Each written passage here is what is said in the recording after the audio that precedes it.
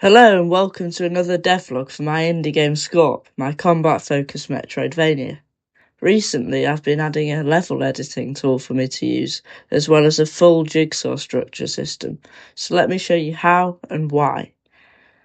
So currently the world in my video game consists pretty much of only a completely procedurally generated landscape, and this is great. However, I also want parts of my game to be less procedural and more handcrafted. So in order to make these parts of the game, I've needed a visual editor, since it's really hard to try and visualize what you're making just through code. However, to add more interest to these handmade parts, I still do want to incorporate a little bit of randomness to them, adding loads of replayability to the game, since it might get a little bit boring if after playing through the game already you start to learn where everything is and what it looks like, removing the fun in exploration. So, I've added a jigsaw structure system, basically meaning I only make little pieces or parts of the structure in the editor I made, and then I stitch these together through code, allowing me to use a certain amount of randomness. Now, if you've got this far into the video, please do consider subscribing, liking and commenting. It does really help in promoting my game to other people.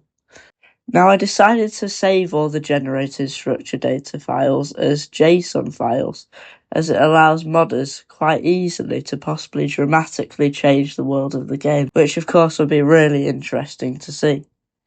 Now, in the next devlog, I'm going to be using this system to make a whole structure called the Scorpion's Lair, which is the home to the Scorpions, as well as a brand new boss.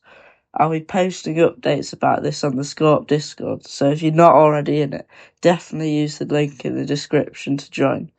Now for the rest of the devlog, I'll be giving a little demonstration on how I can actually use the tool to make jigsaw structures, so if you're not interested in that, I'll see you in the next devlog.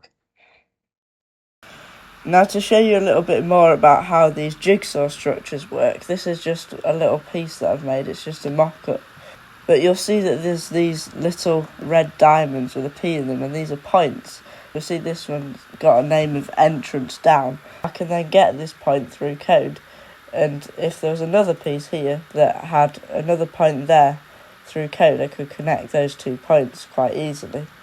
And same for those two. Now in the middle here I've got a different point. You'll see this point I've given the name wave spawner, and that means that through code I can get where the point wave spawner is and place a wave spawner object there, which is just a lot easier than having to mess around with coordinates. And you'll see in the code, this is the code for a structure I'm working on, which I'll be showing next devlog.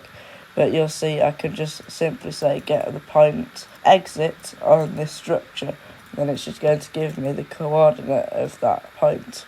Then I can say it's going to place a structure at that point. So sorry for the rough editing in that part, I was having issues with my microphone, but anyway, remember to like, subscribe and hopefully join the Discord. And I'll see you in the next devlog. Bye.